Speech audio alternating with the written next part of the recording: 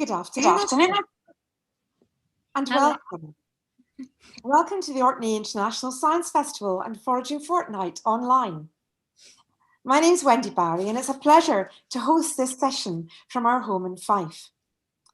The Orkney International Science Festival entered its 30th anniversary this year and marked the occasion with its very first online festival. Foraging Fortnight is a celebration of Scotland's natural environment and wild food and is supported by Leader Funding and Scottish Natural Heritage. Once again, the Foraging Festival is part of the Orkney International Science Festival.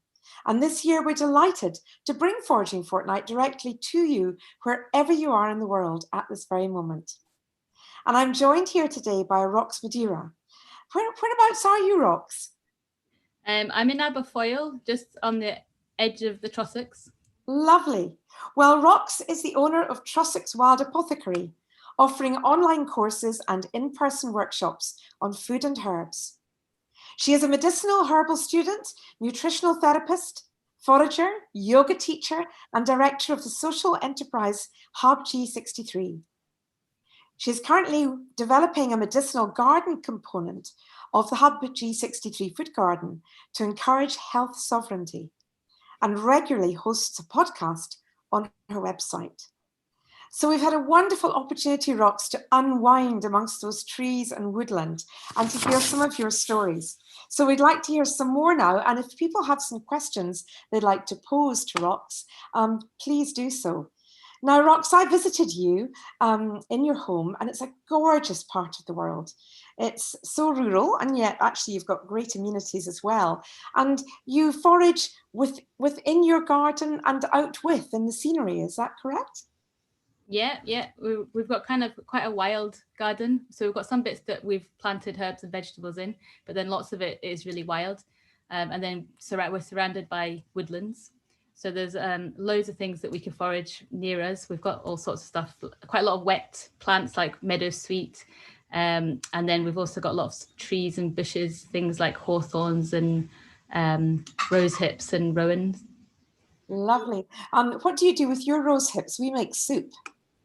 Oh, really? I've never tried making soup. Syrup has been, and I made a cocktail. Lovely. So some of your medicinal concoctions are alcoholic as well as medicinal. Well, one of the things that like herbalists always use tinctures, and so you think of like tonics as like a healing tincture. So it is preserving the goodness of the berries or the plants in alcohol, but then you're using very small amounts. So you're not drinking lots of it. You're just using small amounts. So yeah, so I'm using alcohol, and I think putting it into a cocktail has that kind of added kind of, I don't know, enjoyment, I guess. Absolutely, it brings us into life. What's wrong with that? Yeah. So tell me, Rox, what was your epiphany? Did somebody inspire you or something inspire you to start this road through the medicinal uses and indeed foraging in general? I don't know. I think probably the flower fairies. I don't know if you remember like the books and all these kind of stories that my mum used to read to me about like witches and old wise women and things like that, and people going out and talking to the plants and the fairies. That's probably it, way back then is what got me started and interested. I love that answer. I have our fairy book downstairs still. It's a great answer. And you mentioned that the Romans used some of your tinctures for ointments, for example. And it must be fascinating to research some of these really ancient cultures. Yeah, I mean, people have been using them for thousands of years. I mean, it's probably the medicine that is currently 80% of the population still use.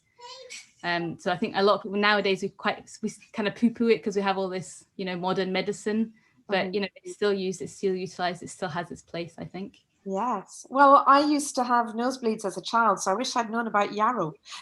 Yeah, I did that to my kid. My husband was like, "What are you doing?" I'm like, no, trust me. Put the little thing just a little bit, just slightly up his nose. Immediately, it stops. So Fantastic tip.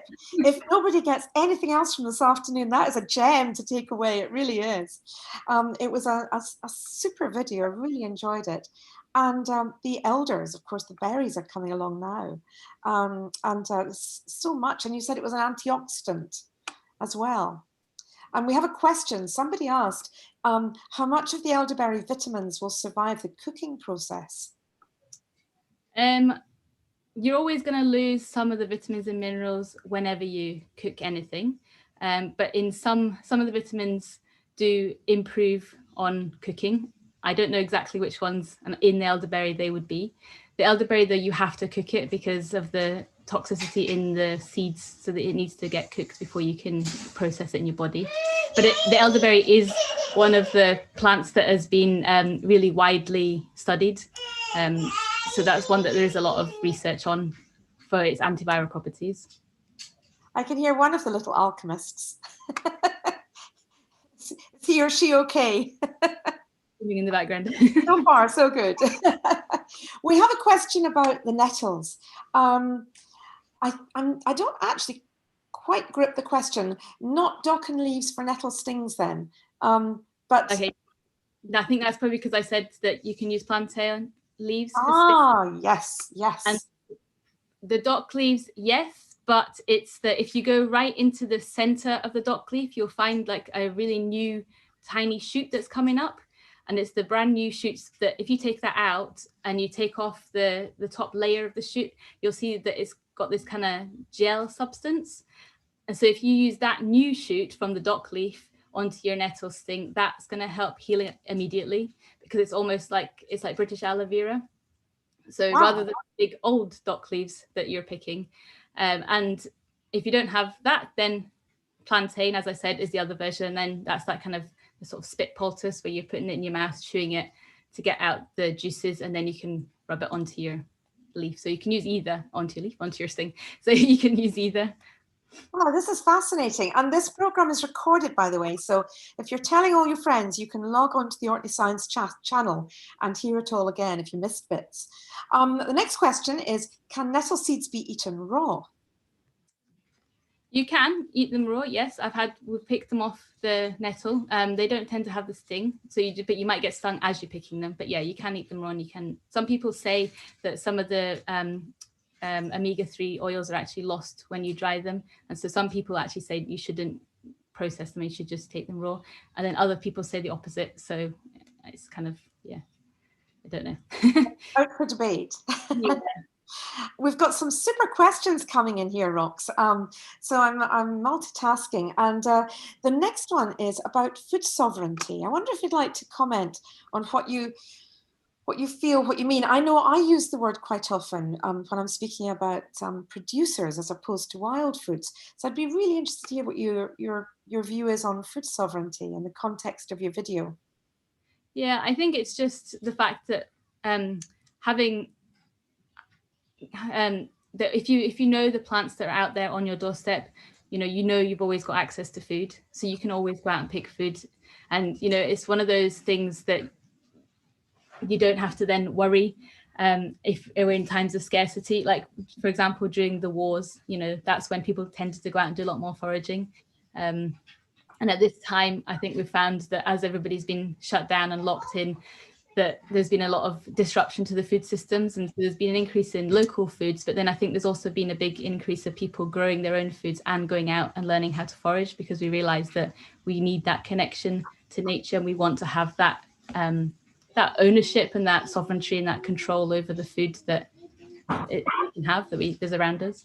Yes, it's a very powerful message, and you're right. Some of the foraging foods are great for seasoning or spicing up something, but some of them are very valuable. And as you say, in the war years, things like rose hips were, of course, so valuable for the vitamin C.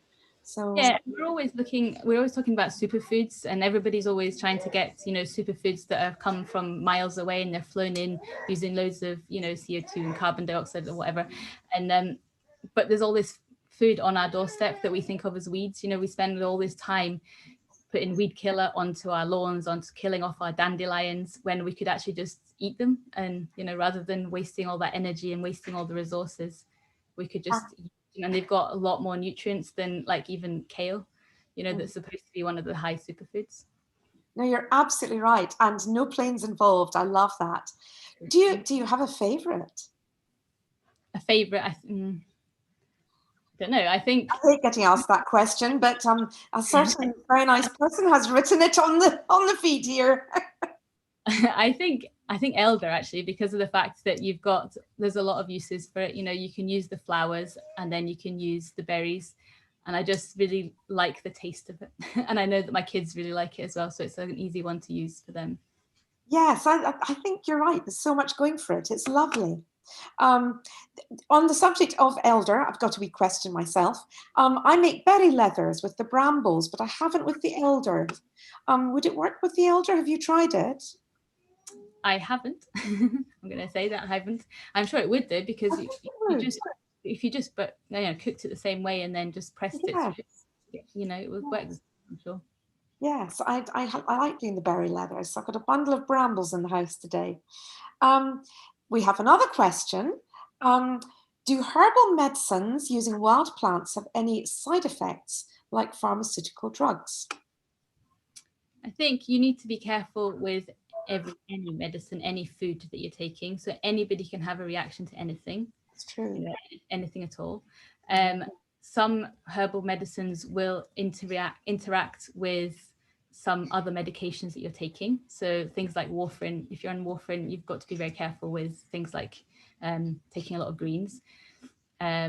So there are going to be some side effects, but in general, they tend to be a lot safer than taking pharmaceutical medicines. Great. Here's another one. What do you think is the best way of promoting foraging and its benefits? I think look at your Wild Trossachs Apothecary website's a good start. What do you think is the best way of promoting foraging? Oh gosh, I don't know. I suppose things like this, just getting out and talking to doing discussions and listening to my podcast is another good way to do it. And there's various other people out there who are doing things like, foraging walks and podcasts, and we've got also the Wild Food Festival, which we are organising again for next year. So that's another good way, I think, that will be to promote it. So that was funded by Leader this year, and next year we are taking that over and we're going to be running that. So hopefully that'll get lots more people coming. That's fantastic. And in Orkney, they've taken over the Foraging Fortnight. So there's a lovely link between the science and nature and the foraging. So it sits very nicely in harmony within the Orkney Science Festival. So as you say, it's being picked up, different areas running with it, different regions, and it's fantastic and so healthy.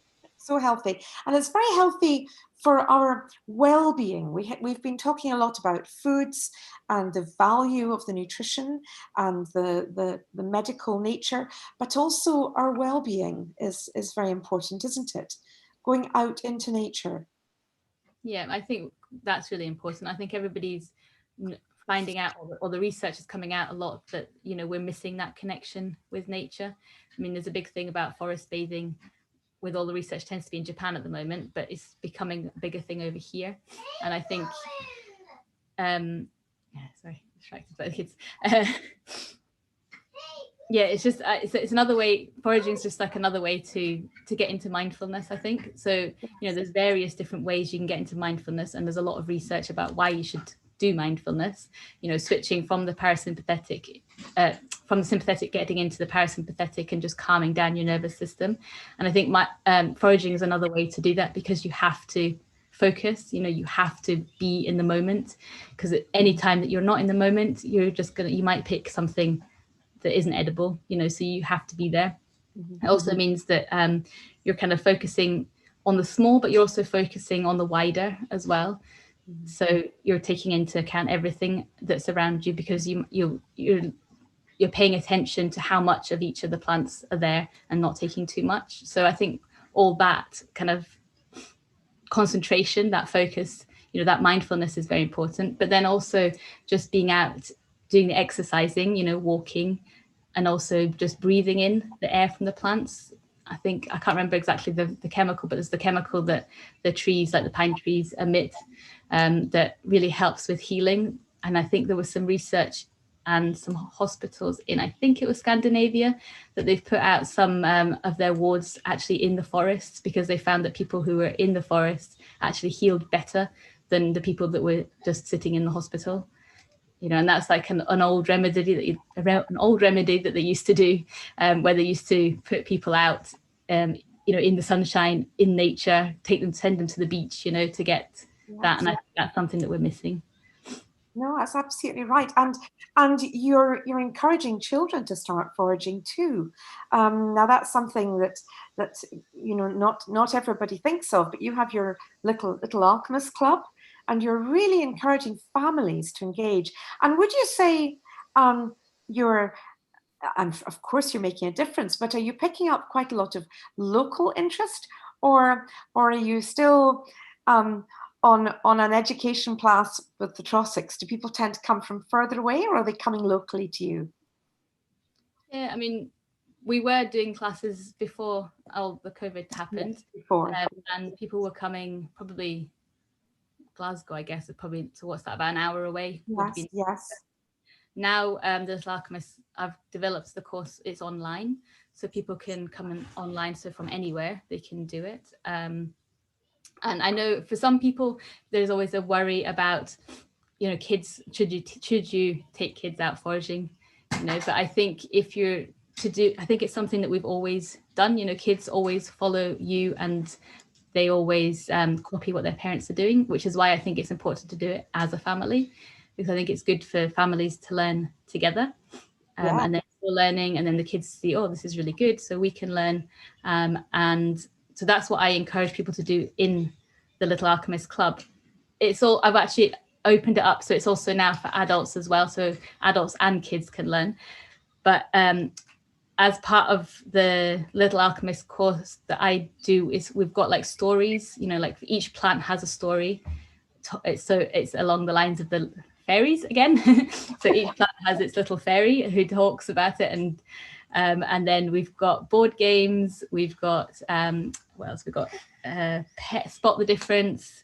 We've got card games like Snap and Pairs, and they're all like downloadable for people to print off and play. So these are all just ways to help people to connect with the plants. So it's just like, I think for getting families out to learn is just focusing on a few plants. So not trying to learn everything, it's just focusing on a few plants in detail, and then doing various things with them. So getting the kids out to like cook with them, and we develop like an apothecary. So we're saying everybody's making a potion. So with each plant, you're making a food, you're making a potion, you're doing crafts. So like making dyes and sticking leaves on or something, and then there's a game, and then there's a story. So I think it's that all these different elements gets kids into it, and gets them interested, and connects the parents and the kids together, connects them with nature. And also I think it's just important for parents just to reiterate all the time that kids shouldn't eat anything before, asking them. So they know they're eating the right things and not going to eat something poisonous. This is fantastic. We have got another few questions, and we are getting really short of time. I don't know where the time has gone. So I'll quick fire a couple at you and see if we can get some quickies for them. We are planting our own edible garden. What would you recommend as core plants? Okay. Elder, definitely. Probably. God, I can't even think now. Sorry, this is not going to be quick. This is going to. No, elderberry is a good one. And hazel, I always like hazel because that's a good one for all the nuts. So don't get rid of the weeds.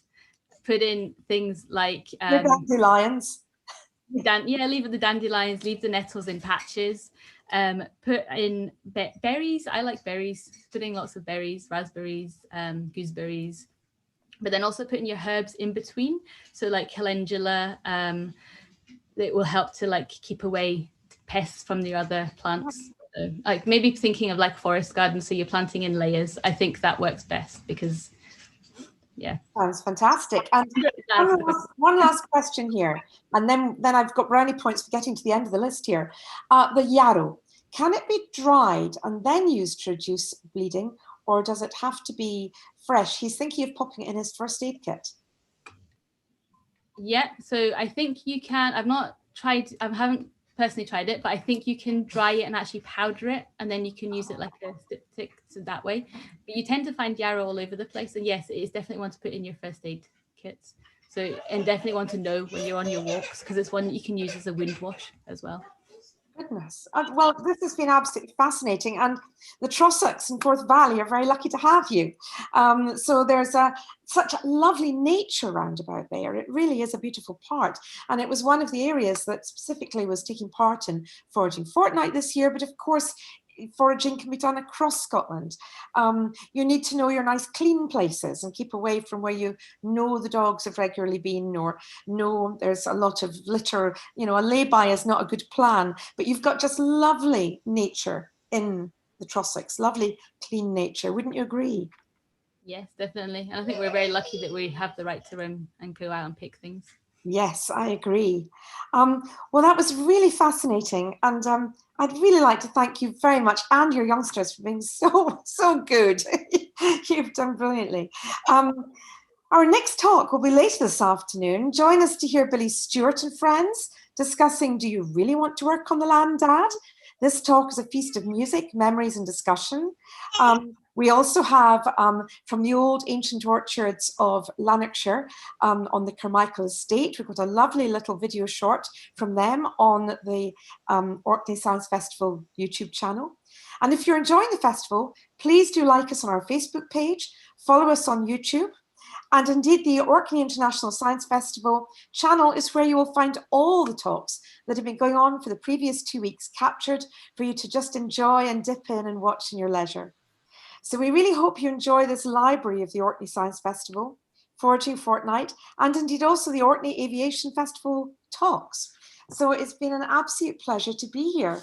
And Rox, have you any final words there? I think I've got a couple of minutes. I think just get out and have a look, make sure forage responsibly. Yes, I agree. Yes, and not pillage the whole place, but leave something for others.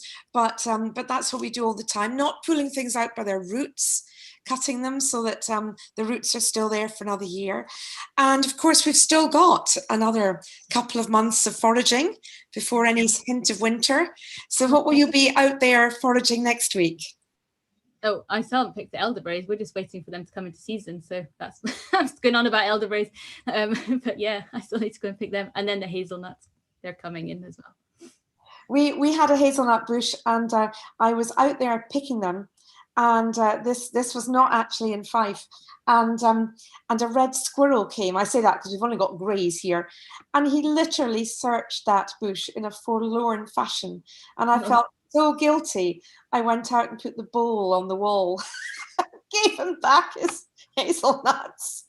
Well, I think that's the important thing, isn't it? Just not picking them too early, because I think if you wait, let the squirrels take their share and then pick what's left, and usually they take on all the good ones. So that's very good. Well, we're going to be doing bramble leathers this afternoon, and like you, I'm watching those elderberries because there's a lot up on the cliff behind us. So that will be very good. Somebody asked me what my favourites were as well, and I must say I do enjoy the rosehip soup, and I like the fact that you can do things with the rose petals. So as you say with the elders, some flowers you get a double bonus or even a treble bonus, and that makes a big difference. Yes. I tried that rosehip soup. I've never tried it. Oh, well, the recipe's on my website, so you'll find that there. And do look, folks, at Rox's website. You will really enjoy it. It's fascinating to see all the different things on there. And do you sometimes do your yoga outside, as in forest bathing yoga, or is it more indoors? Yeah, I haven't done it outside. I've actually haven't managed to any. I do it myself, yes. Teaching, I've had to put on hold while I've had little kids just now. So yes. In the future. Excellent. Well, thank you very much indeed. And do log on, folks, to see the remaining features on this Orkney Science Festival. There will also be the events from 3 weekends. So right from the very first weekend in September, where there is a lovely foraging event from Dan Puplett up in Murray. And there is my one with seafood in Fife. There is Ezeki Basan. There is a lovely one about Rackwick on Hoy. So there's all sorts of things for you to enjoy. So I think the music will come on very shortly. I have not perhaps timed this quite to my, I'm not sure if the music comes on or whether I keep talking.